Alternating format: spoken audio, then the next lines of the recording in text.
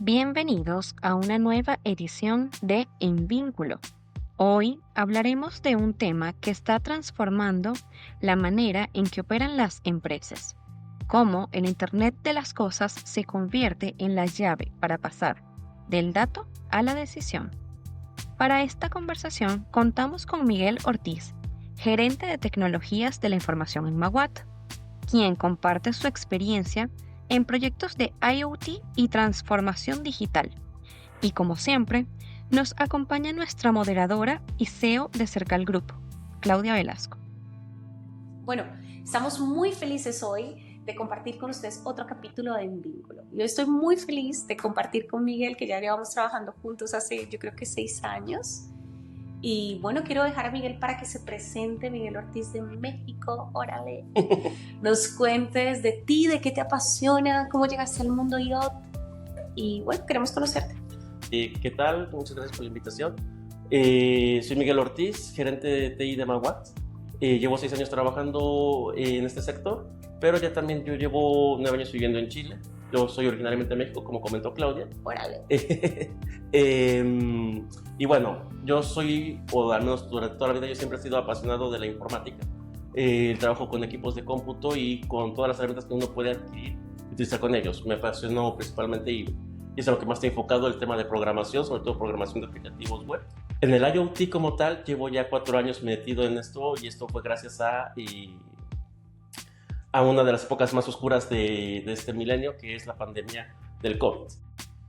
Y debido a ello, dentro de nuestro equipo Maguat nació una necesidad muy importante, que era el tema de poder monitorear vacunas. No sé si recordarán, 2020-2021 llegaron las primeras vacunas, que fueron las vacunas Pfizer, que tenían un gran desafío a nivel nacional y en realidad a nivel mundial, porque nos encontraron con un problema muy interesante, que es poder lograr una cadena de ultracongelación, movilizando vacunas que tendrían que estar a menos 80 grados durante todo su proceso, hasta el usuario final, donde ya bajaba la temperatura a menos 20 grados, si mal no recuerdo. Uno de los problemas más grandes que se enfrentó Chile es que no existía en ese momento ninguna empresa que contara con los equipos adecuados para lograr este monitoreo de todas estas vacunas, que estuviera validado, que fuera fiable y que tuviera la capacidad operativa para poder desplegar estos sistemas alrededor de todo Chile técnicamente. A raíz de esto, bueno, yo que llevo muchos años dedicado principalmente a la programación, me di a la labor de salirme un poquito de mi zona de confort y empezar a investigar qué herramientas, qué dispositivos, qué tecnologías existían en el mercado para poder dar una solución a esto. Y con esto me encontré con la tecnología LoRaWAN, que es yo me atrevo a llamarlo el mayor exponente dentro del Internet de las cosas, el IoT, y desde mi punto de vista muy personal, viene a ser también uno de los mayores exponentes. Yo me voy a animar a decir que es el mayor exponente de la industria 4.0, porque si bien es cierto, la industria 4.0 está enfocada más que nada en poder obtener datos. Una de las grandes ventajas de LoRa es que te permite hacer esto de obtener datos, pero en grandes áreas, de diferentes magnitudes, de cualquier cosa, con un costo muy bajo, tanto de implementación, de adquisición, consumo energético. Cuando yo me enteré de esta tecnología, yo me apasioné por ella, y es que me empecé a meter un poquito más, y gracias a ello encontramos la tecnología adecuada para poder monitorear vacunas en menos 80 grados, lo cual nos permitió en un lapso más o menos de 2 meses, 2 meses y medio, poder monitorear todas las vacunas de todo el país en menos 80 grados, y nos ayudó bastante y ayudó también bastante a este ente regulatorio a poder tener un control exacto de sus vacunas. Porque nos íbamos a enfrentar a un caso muy interesante.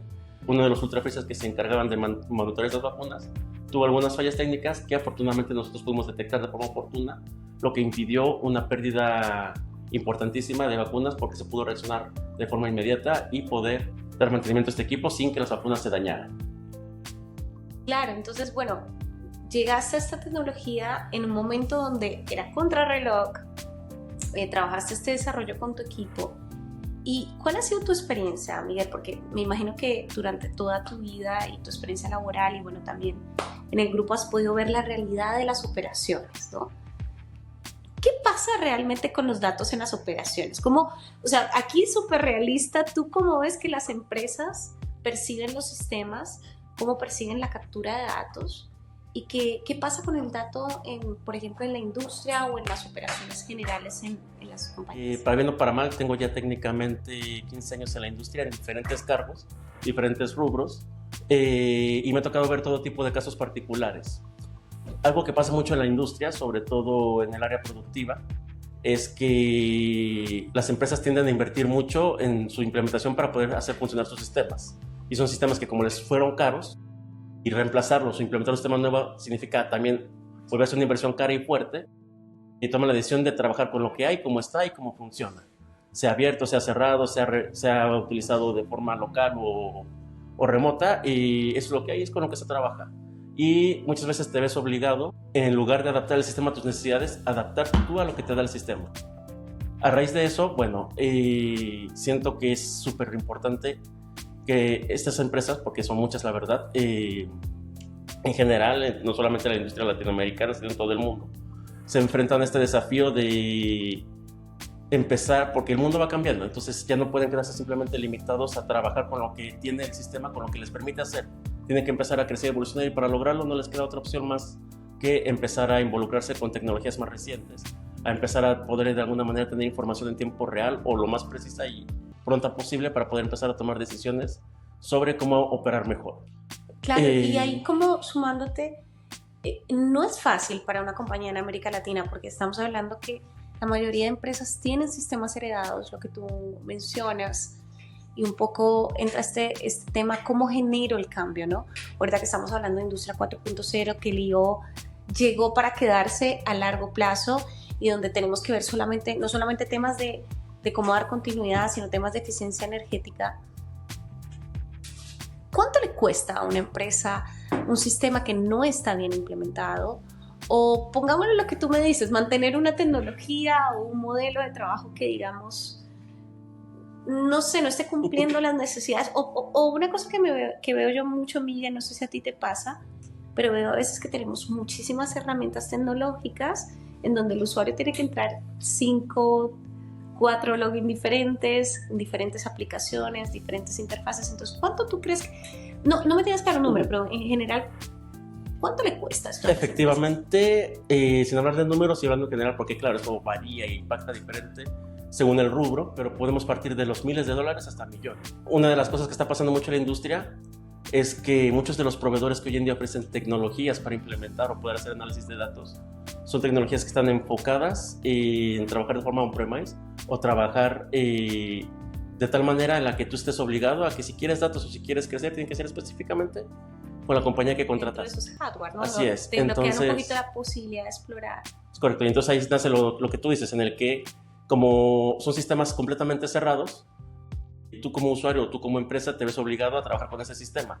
Pero si tú implementas otra cosa, por ejemplo, no sé, empezaste con un SAP, pero ahora necesitas un sistema de gestión de calidad que no es compatible con SAP, tienes que tener todo completamente separado y para poder integrar la información tienes que descargarla de un lado, llevarla para el otro. Lo que te obliga, bueno, en primera instancia, perder horas hombre en hacer estos procesos. Riesgos de pérdida de trazabilidad de datos, pérdida de su integridad de los datos, porque en el lapso en el que yo ya descargué el dato de una plataforma para pasarlo a la otra, quedo ciego en un punto en el que no sé si ese dato fue intervenido. Es correcto. Temas de integridad. Lo más importante, el tema de la capacitación, como decías.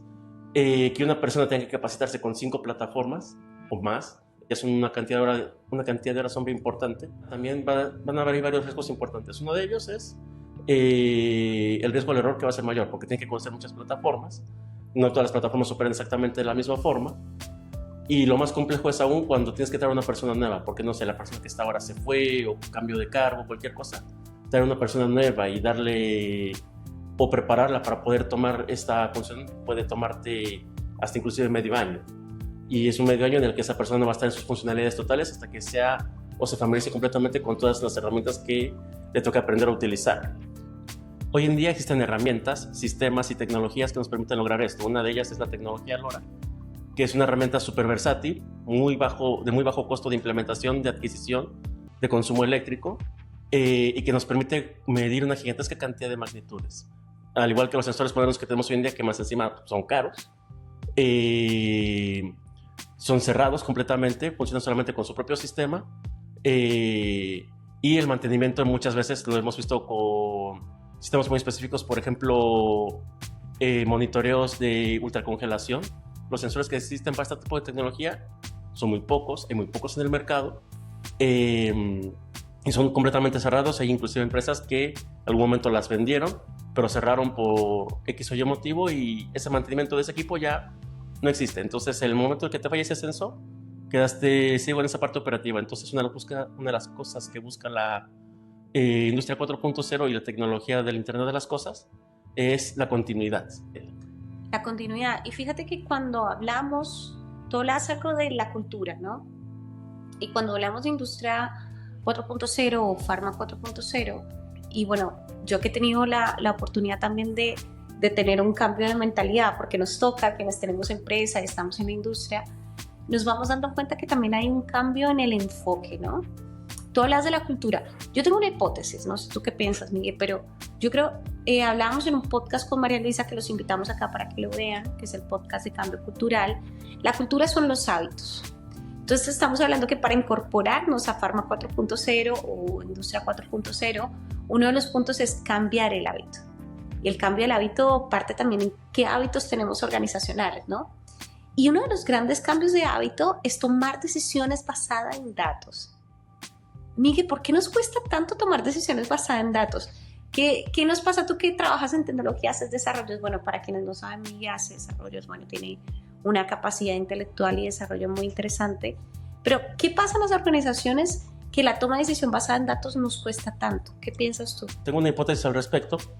Esta hipótesis no tiene un fundamento, un estudio, Miguel, sí.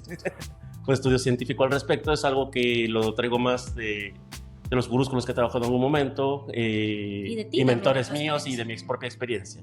Y una de las cosas que siento es que la cultura del trabajo como tal no ha cambiado desde los últimos 100 años, o al menos 80 años, y eso parte desde el modelo educativo, que viene enseñando la misma estructura de educación desde la básica hasta, en algunos casos, inclusive la universidad. A mí me pasó la mala suerte que la universidad en la que estuve, el modelo educativo era muy igual a como si estuvieras en primaria y secundaria. Chiquillos, entre comillas chiquillos, porque ya éramos adultos técnicamente, siéntense, presten atención, tomen nota, vayan a su casa, hagan la tarea, vuelvan, examen y se acabó. No es esa cultura de investigar, de saber más, de aprender, de entender por qué están pasando las cosas, de hacer un análisis. Entonces te quedan con ese chip de que o hay un jefe que te dice qué hacer, o eres un obrero que hace lo que te digan que hagas y está listo y no te tienes que preocupar por más nada. Bajo esa misma premisa es que cuando tú llegas a la industria a trabajar, no estás preocupado por si la decisión que se tomó es correcta o no es correcta. La tomaste o la tomó alguien más por ti y tú simplemente la ejecutas. Entonces, en lugar de estarte preocupando haciendo un análisis de los datos, te limitas simplemente a hacer que los demás hagan lo que tú digas que hagas, si es que estás de ese lado como jefatura, o hacer lo que alguien más te diga que tienes que hacer. Una de las grandes cosas que trae la industria 4.0 o lo que busca es de alguna manera lograr la visibilidad. Y esta visibilidad no está enfocada en la toma de decisiones y en hacer que las personas involucradas, o sea, hablamos de jefaturas, hablamos de subordinados, subalternos, De toda la cadena.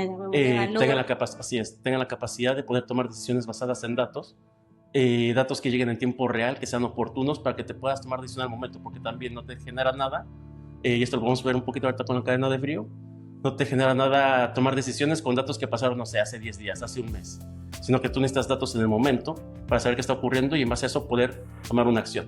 Y voy un poquito con la cadena de frío porque pasa tecnologías antiguas, que una softbox, un paquetito de estos que lleva producto que tiene que estar de 2 a 8 grados, va con un sensor. Este sensor es completamente ciego, ni la persona que lo puso en el sistema ni la persona que recibe el paquete final saben qué ocurrió con esa caja ni con ese sensor en ese periodo de tiempo. Entonces, si tuviste expulsiones, si tuviste algún problema, te vas a enterar cuando ese sensor vuelva a tus dependencias, extraigas la data y digas, tuve un problema con las lecturas, o tuve una expulsión, o no sé, el chofer tuvo algún problema, dejó la puerta abierta mucho tiempo, te me expulsionó el sistema. Y entonces ya viene un trabajo muy complejo que invierte muchas horas, hombre, que es todos esos productos que entregaste hay que recuperarlos ahora porque ya no sirven y no se puede entregar al cliente.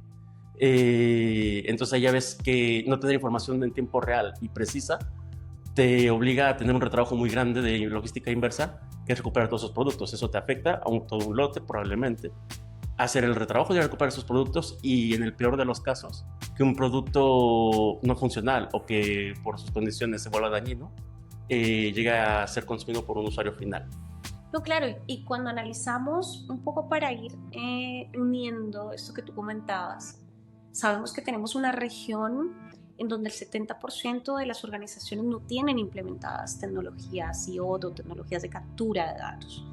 También sabemos que las empresas hoy viven un desafío que no es fácil, que es tener múltiples plataformas en donde debemos capacitar al personal, validar estas plataformas, y aparte de esto debemos darle continuidad a plataformas que hoy tienen cortos tiempos de vida, ¿no? Estamos hablando que IoT tiene una proyección a 20 años, ¿no? de poder crecer. Y nos encontramos también con el desafío cultural. Yo estaba haciendo una hipótesis del escenario o llamémoslo este sueño de cómo lograr las empresas realmente lograr hacer transformaciones digitales que se logren, ¿no? Porque a veces pasa que implementamos un sistema y decimos, este es el proyecto de transformación digital, y nos damos cuenta que eso es el 10%, porque tenemos un 90% que viene de la cultura, de la gestión del cambio. Entonces, yo tengo la hipótesis de que tenemos una parte claramente de cambios de modelos de pensamiento en toma de decisiones reactivas a modelos de pensamiento de toma de decisiones basadas en datos, pensamientos científicos, que es lo que tú mencionabas. Pero hay un segundo punto, Miguel, que yo tengo como base, que es el liderazgo, ¿no? ¿Qué rol juegan los líderes? ¿Qué rol juega la alta gerencia, los departamentos de tecnología y sobre todo quienes estamos en la operación en lograr hacer estos cambios de digitalización? Porque al fin y al cabo, ¿cómo obligamos a alguien a usar bien un sistema? Bueno, ahí viene lo interesante. Y el último punto, ¿cómo obligamos a alguien a usar un dato? Entonces, ¿cómo percibes? ¿Crees que el liderazgo sí tiene un impacto, llamémoslo directamente, en los costos de lo que implica el no uso de tecnologías, o el tener tecnologías, como tú decías, que no están adaptadas a la realidad de operación, o tener tecnologías que tenemos pero que no se usan, ¿no? Nos ha pasado que a veces tenemos sistemas y datos que no vemos, ¿no? ¿Cómo lo ves? Correcto. Yo creo que no solo queda desde el lado de la jefatura. Yo opino que cada decisión que se toma sin una base sólida de datos e información en tiempo real es una pérdida y son costos para las empresas, y no solamente aplica para las jefaturas, sino también para la gente que ejecuta.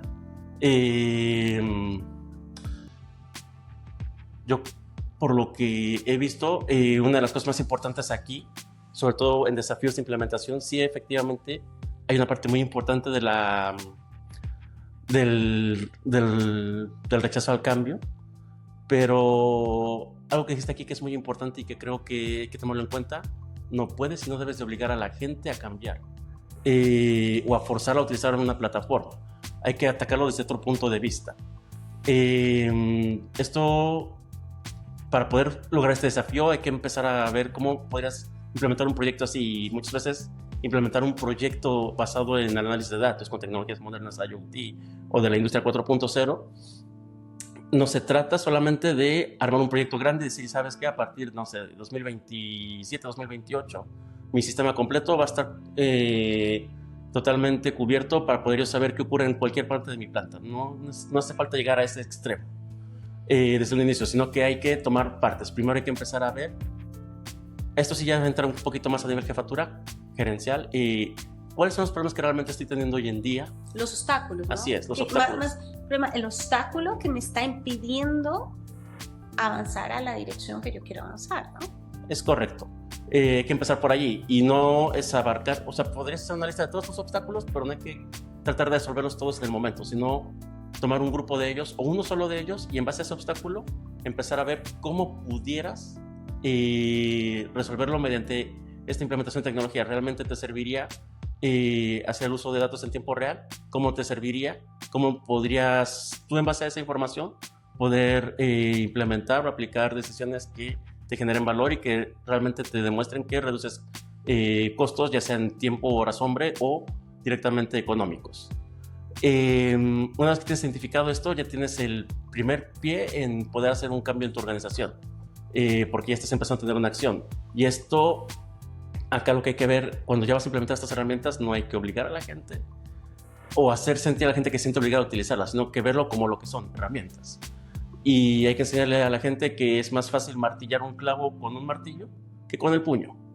Bajo esta misma premisa, hay que ayudarle a la gente a hacerle ver que es más fácil o es más rápido para ellos, es más cómodo, es más tranquilo, es menos estrés, poder tomar decisiones con datos, poder ejecutar tus actividades con razonamiento y no solamente con me dijeron que lo haga, lo hago.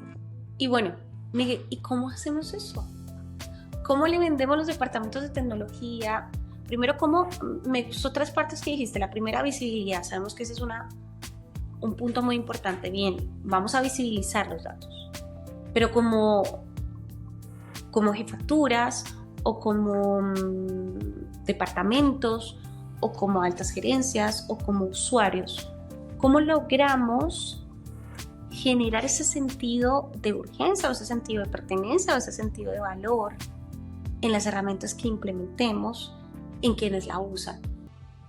¿Qué les dirías a todos los que te están viendo acá, tú como gerente de TI y también parte del equipo de desarrollo de Maguad y que has liderado varios proyectos de implementación? ¿Cuál sería el primer paso que les dirías que hagan hoy para lograr ese cambio de pensamiento en el uso de herramientas tecnológicas? Pues bueno, esta quizá, yo le voy a apostar esta palabra porque se me ocurren 2, pero me voy por esta: empoderamiento.